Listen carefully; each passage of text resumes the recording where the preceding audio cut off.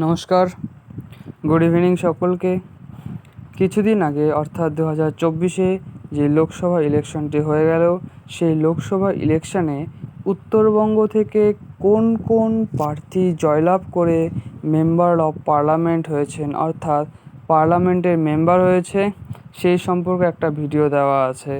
এবার আজকে আমরা বাকি যে সমস্ত লোকসভা সিটগুলো রয়েছে সেখানে যারা যারা মেম্বার অফ পার্লামেন্ট হয়েছেন তাদের সম্পর্কে আজকে আমরা জেনে নেব। শুরুতে রয়েছে জঙ্গিপুর থেকে কে খালিলুর রহমান, টিএমসি থেকে। এরপর দমদম থেকে টিএমসির প্রার্থী ছিলেন সৌগত রায় এবং জয়লাভ করেছেন।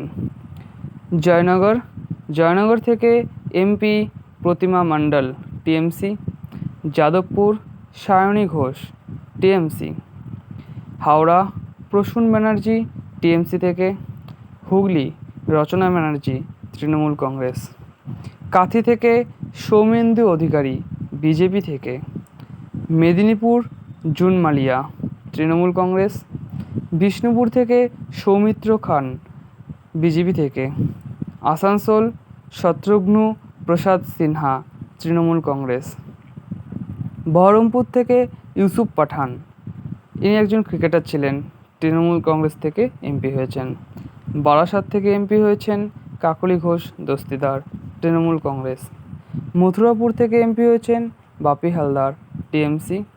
কলকাতা দক্ষিণ থেকে এমপি হয়েছেন মালা রয়, টিএমসি।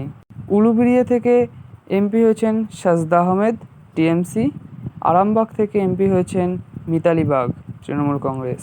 ঘাটাল থেকে এমপি হয়েছেন দীপক অধিকারী অর্থাৎ দেব, তৃণমূল কংগ্রেসের থেকে।